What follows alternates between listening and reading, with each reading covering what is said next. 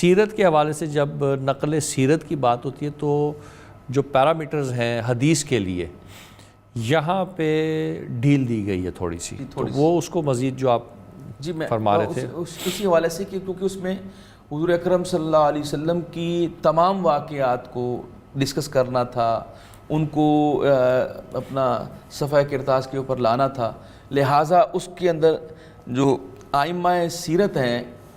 جو مورخین ہیں، انہوں نے تھوڑے سے اس کو لوز رکھا ہے تاکہ سارے واقعات جو ہے نا وہ حضور اکرم نقل ہو جائے۔ اچھا، اب سوشل میڈیا پہ کیا چل رہا ہے جو آپ جی وہ یہ چل رہا تھا کہ وہ حضور اکرم صلی اللہ علیہ وسلم کی سیرت کے حوالے سے ایکسیپٹ ہی نہیں کرتے، یہ چیزیں جو ہے نا ایک فیبریکیٹڈ ہیں، من گھڑت ہیں، اس طرح کی باتیں کی جاتی ہیں۔ اچھا، تو ان کے لیے میں کہ ناظرین کو بتانا چاہیے کہ حضور اکرم صلی اللہ علیہ وسلم جس طرح کا ایک مستشرقین بھی اور مختلف جو باتیں کرتے ہیں کہ جی 200 سال کے بعد حدیثوں کو لکھا گیا، 300 سال کے بعد لکھا گیا، تو اسی طرح کی بات وہ سیرت کے حوالے سے بھی کرتے ہیں، کیونکہ وہ سیرت کے نام سے واقف نہیں ہیں، تو اس کے اس جو ہے پروپیگنڈے کے اندر عام مسلمان بھی آ جاتا ہے۔ تو پہلی چیز ناظرین کو سمجھنے کی یہ ضرورت ہے کہ جیسے حدیث مبارکہ کی کتابیں یا اس طرح کے ہمیں صحیفہ علی ملتا ہے اور بھی دیگر صحیفہ ابو ہریرہ رضی اللہ تعالیٰ ملتا ہے، دیگر بھی ملتے ہیں، صحیفہ صادقہ وغیرہ ملتے ہیں، تو اسی طرح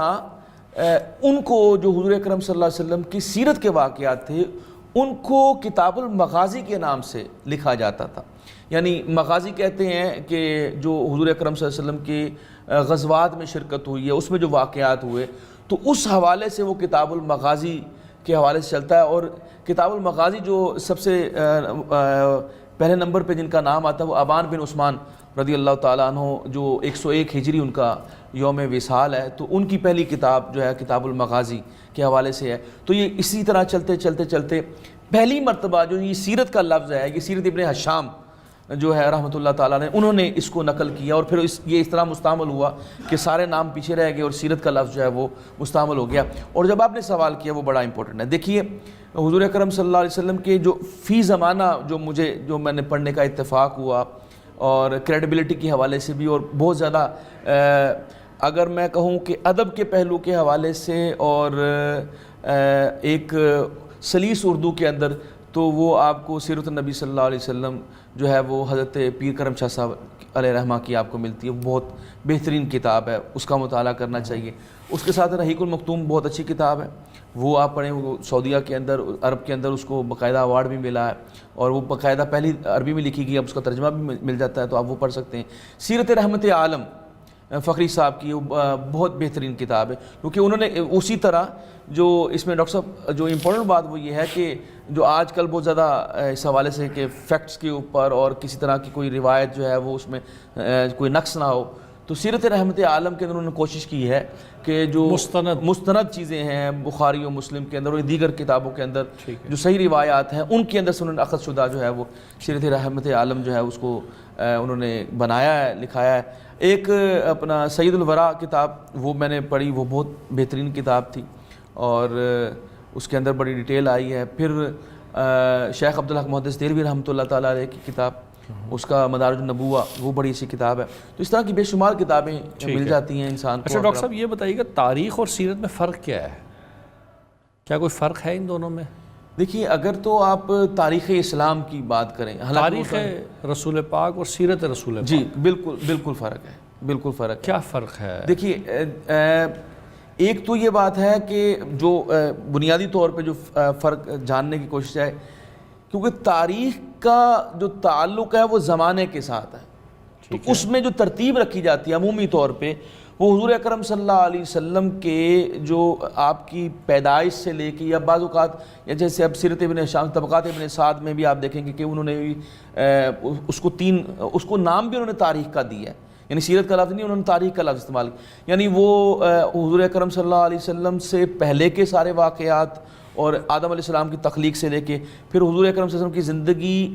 سے لے کے آپ کی 40 سالہ زندگی، اعلان نبوت سے پہلے والی، اور پھر ماں بعد والی زندگی، آپ نے اس کو 3 حصوں میں تقسیم کیا، تو وہ ایک زمانے کی ترتیب سے چلتا ہے۔ لیکن سیرت کی جو آپ کتابیں دیکھتے ہیں تو اس میں حضور اکرم صلی اللہ علیہ وسلم کے مختلف پہلوؤں کو بھی ڈسکس کیا جاتا ہے۔ مثال کے طور پہ کسی نے حضور کے اخلاق حسنہ پہ گفتگو کی ہے تو اس میں حضور کے صرف محاسن کو بیان کیا ہے، کسی نے حضور کے شمائل پہ، وہ حالانکہ سیرت کی کتاب ہے تو اس میں حضور کے شمائل کو ڈسکس کیا گیا، اس میں زمانے کا کوئی معاملہ نہیں ہے، کسی نے حضور اکرم صلی اللہ علیہ وسلم کے حسن و جمال کی بات کی ہے، کسی نے آقا علیہ الصلوۃ والسلام کے مغازی کی بات کی ہے۔ تو کیا شمائل، حسن و جمال اور یہ سیرت کا حصہ ہے؟ اگر آپ اس کو کولیبوریٹ کریں گے، ٹوٹل کریں گے، تو اگر آپ اس کو تاریخ کے حوالے سے دیکھیں کیا گے تو سیرت سیر سے نہیں ہے؟ یعنی اس زندگی کو پڑھ کے، جی یعنی وہ تاریخ پڑھنے کے بعد اس میں سیر کریں کہ رسول پاک صلی اللہ علیہ وسلم نے کیوں ایسا کیا، اس کی وجوہات کیا تھیں، اس کے نتائج کیا تھے، اور ہم کس طرح سے اس کو لے کے یہ تو ایک تجزیاتی مطالعہ ہو گیا نا، جو ہمارے اوپر ہے وہ تجزیاتی، لیکن جو خود آپ صلی اللہ علیہ وسلم کی زندگی کے جو احوال ہے اس کو پڑھنے کے بعد اس کے اندر سیر کرنا، جاننا، اور اس میں سے جو لیسنز ہیں جی وہ ڈرائیو کرنا، کیا یہ کیونکہ سیرت تو عموماً میں نے جس طرح آپ دیکھیں نا، سیرت کے آپ کئی پہلو نکال سکتے ہیں، تاریخ میں آپ اس کا عمومی معنی لیں گے، سیرت کے اندر جب آپ جائیں گے تو پھر آپ جب سیرت میں غوطہ زن ہوں گے تو آپ کو اس کے ڈیفرنٹ، جس طرح آپ نے بھی کہا کہ بعض اوقات کوئی انالیٹیکل ریزننگ، جیسے آپ سید الورا کو پڑھیں گے تو اس کے اندر آپ کو انالیٹیکل ریزننگ ملے گی کہ یعنی انہوں نے ایک معجزے کا ڈسکس کیا ہے تو اس معجزے کو انہوں نے باقاعدہ ثابت کرنے کی کوشش کی، صرف روایات سے نہیں بلکہ ان کو ٹیکنیکلی اور اس کو ثابت کرنے کی کوشش کی کہ ایسا ممکن ہے، یعنی ایسا ہو سکتا ہے، یا انہوں نے اس کو سابقہ انبیاء کی بھی مثالیں دی۔ تو بڑی خطرناک بات آپ نے کر دی ہے کہ معجزہ ہے ہی عاجز کرنے والی جی بالکل ایسی، تو اگر وہ ثابت کر دیں کہ ایسا ہو سکتا ہے، ممکن ہے، تو پھر معجزہ نہ رہا۔ جیسے لیٹ سپوز آپ دیکھیے، یہ بھی ہوتا ہے نا کہ ایک زمانے میں وہ معجزہ ہوتا ہے لیکن اس کے بعد جب وہ چیزیں ڈیولپ ہو جاتی ہیں تو وہ معجزہ نہیں رہتا۔ نہیں ڈاکٹر صاحب، اس میں میں آپ کو مثال کے طور پہ بات واضح ہو جائے، میں بتا دیتا ہوں اب مثال کے طور پہ کہ آج سے پہلے عصائے موسیٰ کا سانپ بننا مثال کے طور پہ معجزہ ہے، لیکن وہ ظرف مکان کے ساتھ تعلق رکھتا ہے،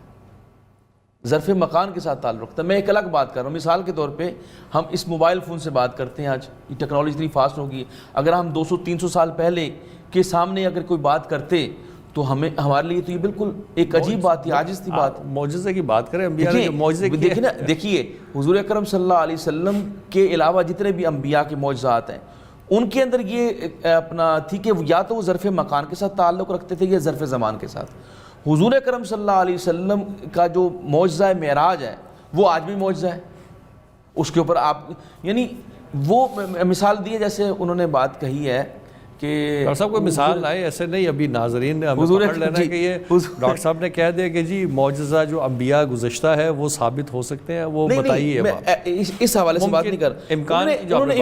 امکانی طور پہ بات کی، مثال کے طور پر انہوں نے کہا کہ جس طرح حضور اکرم صلی اللہ علیہ وسلم کے انگشتوں سے پانی کا جاری ہونا، یعنی یہ عمومی طور پہ جاری نہیں ہو سکتا، لیکن انہوں نے ثابت کرنے سے مراد یہ نہیں ہے کہ آج وہ ہو سکتا ہے، انہوں نے یہ بتایا ہے کہ حضور اکرم صلی اللہ علیہ وسلم نور ہے۔ مثال انہوں نے دی کہ حضور اکرم صلی اللہ علیہ وسلم نور ہے، اور نورانیت جو ہے وہ اپنا یہ جو مادیت ہوتی ہے اس سے ماورا چیز ہے، لہٰذا حضور اکرم صلی اللہ علیہ وسلم کی انگلیوں سے پانی جاری ہونا کوئی جو ہے وہ حضور کے لیے یعنی کوئی بہت بڑی بات نہیں ہے، ہمارے لیے تو بہت بڑی بات ہے، لیکن حضور کے لیے ایک عام بات تھی کہ آقا علیہ السلام یہ کر سکتے تھے۔ انہوں نے اس حوالے سے کیا خود سے کرتے تھے یا باذن اللہ تھا؟ باذن اللہ، اس میں تو کچھ شک نہیں۔